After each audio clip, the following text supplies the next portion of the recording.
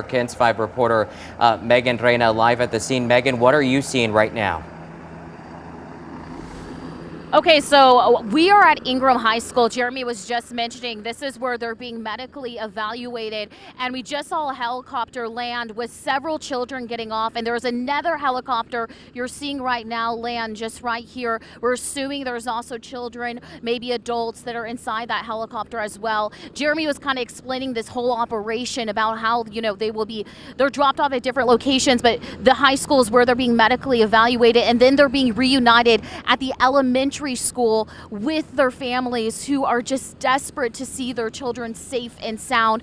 Such a heartbreaking, such a scary situation out here.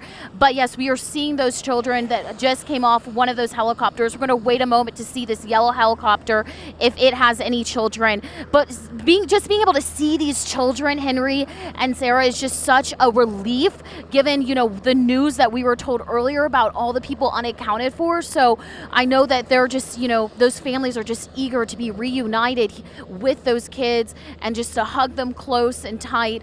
And like we were mentioning earlier, so I was at that press conference actually with Zach Briggs from Kerr County officials. The number that they gave us was 13 fatalities. They wouldn't tell us how many people were unaccounted for, and they wouldn't answer any questions when it came to Mystic Camp and what was happening in that situation, because this is, of course, what people are really paying attention to, considering all of those children that appear to be trapped and caught in those floodwaters.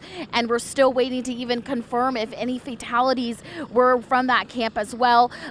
But we know, again, 13 fatalities and all from this flooding devastation here in Kerr County in the Hill Country. I also want to point out, as we're, just watching this view as well, there is so much damage that we are seeing from these floodwaters. Irissa, I know you want to hold on that shot just to make sure, but yeah, we're watching that. But let's pan over here. I want to show you what the Guadalupe looks like right now. It is still rushing. Of course, the rain has not really, it's let up, but it's been consistently raining throughout the afternoon, early evening. But you can see the water is still rushing down, but now you really see the force of the water with all of those limbs that have been broken. And we see it even over here, Irissa, if you want to come a little bit, or actually this way, where you see the part of this road has been taken out.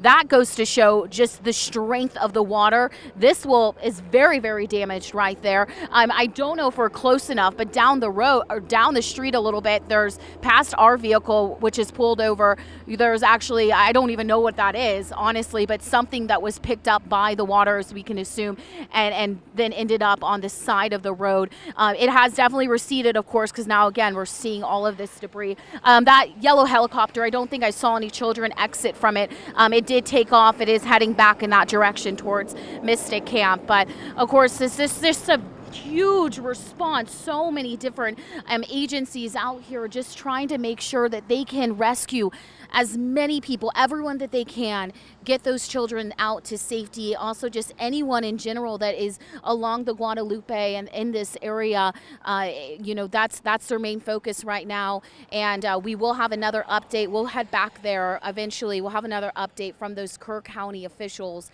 around 7:30 tonight. It was, again, I want to point out, they did not take any questions from us, so there's, wasn't that opportunity to press them on really what's happening as far as the preparation that they had and whether or not the Mystic campers were told to evacuate ahead of time. There's still a lot of questions surrounding, what could have been done, if anything, to prepare better for this devastating flooding event. But I'll send it back to you for now as we're just watching things unfold out here in Ingram. Henry, Sarah. Megan, I want you to stay with us with just incredible images that we're seeing here. Just one more time for our viewers and for us as well, explain. So you're at Ingram High School, and you can see that these helicopters had made this makeshift landing right next to the Guadalupe River, which is what we're looking at right now.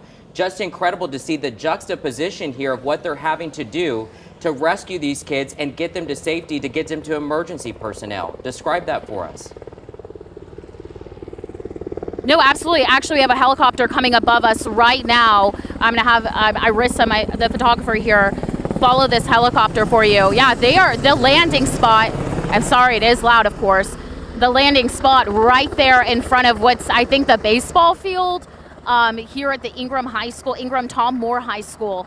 And you can see there, that's the landing spot that they have decided.